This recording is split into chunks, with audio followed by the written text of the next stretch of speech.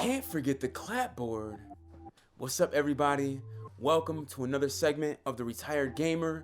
I'm your host, Ayo is the future, and I have some really awesome things to talk about today that I think will really get you excited. And what that is I have 5 tips to get more clients.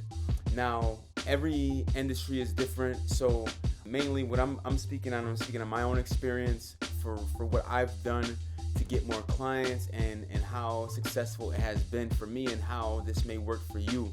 Now, they are kind of universal, but there's a couple that might be more specific to different niches and genres and stuff like that. So first things first, the referral system. One of my favorite things to talk to clients about is my referral system. And really, it's rewarding them for talking about me.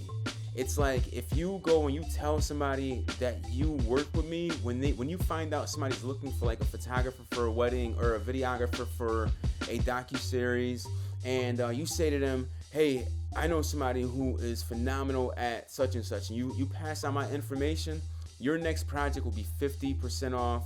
If it's something like a photo shoot, 50% off. If it's like a music video, 50% off, something along those lines, and you're rewarded by just working with me, right? So this is kind of like how I present it to like the majority of my clients, especially the ones where it makes sense for a referral system, right? So if they're like a model or if they're like aspiring actor and they're looking to build out like their portfolio or looking to build out their bio, things like that, this is a perfect deal for them because it's going to get them more bang for their buck, and at the same time, one hand washes the other. So number 2, don't drink or smoke with your clients. And the reason why I say this is because if you're working a job, it just takes away from the level of professionalism that you could have if you would just pause your extracurricular activities until you were done with your job for the night. When you're done with your job for your night and you want to let your hair down a little bit, by all means, right? I think it's cool. It's great. It's like a decompressing type of situation, decompression, right?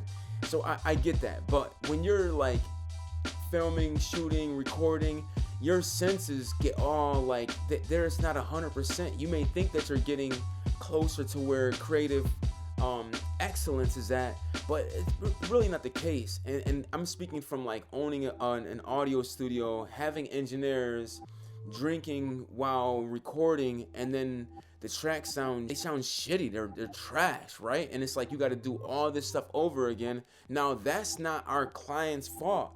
That's our fault. So ultimately, it falls back on me as the business owner. So I can't have that. So you have to trust people and hope that they're going to do the right thing. And sometimes they do, and sometimes they don't. So you got to kind of roll with the punches and know when to say no, right? So number 3, invest into your craft.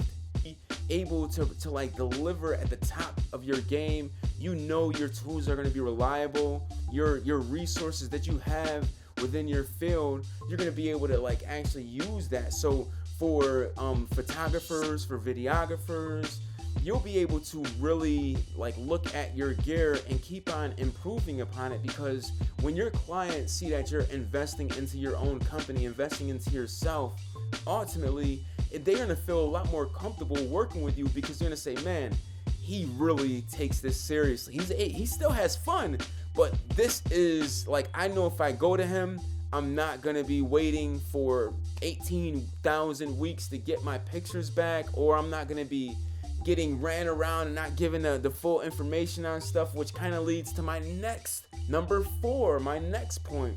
I can't express how important time management is for us independent anything. Entrepreneurs, creators, businessmen, businesswomen, business anything. It doesn't even matter. Time management is so important, because if you're not really paying attention to how you're managing your time when it comes to you managing your clients and managing your projects on your plate, you're going to end up getting behind. Now, if one thing gets thrown off, if life happens, now you got 6 projects that are all still. So like, make sure you can work within your own capabilities. I know how to manage my time. I know how to put 4 hours to the side for me to design some websites, 2 hours to the side for my social media stuff for this company and that company. So like, and I know how to say, okay, cool, if I'm gonna be going to shoot somewhere that's a half hour away and the shoot's at 2 o'clock, I want to be already in my car by 1:15, already moving, so that way I might be able to get there at 1:45, get my camera set up, and be out of there by 3 p.m.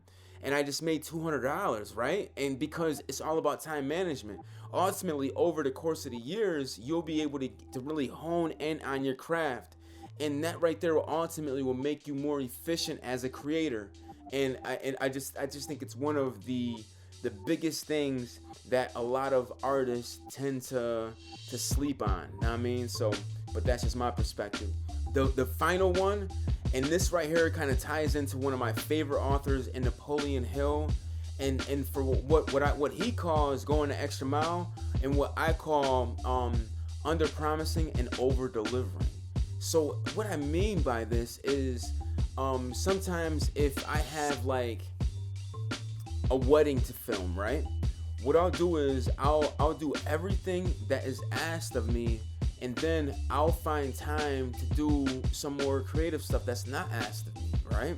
I'll find time to get some candid shots of photography and then just throw that to them. So in that way, it just gives them a reassurance that like I'm always working, that I'm always like active, and it's just like they just are really, really just happy about that. And ultimately, I did a wedding before, and I got a $200 tip from doing and going the extra mile, right? So going the extra mile is a remarkable trait to have, and it's like it's another out of the very, very strong, my 5 pillars to get more clients.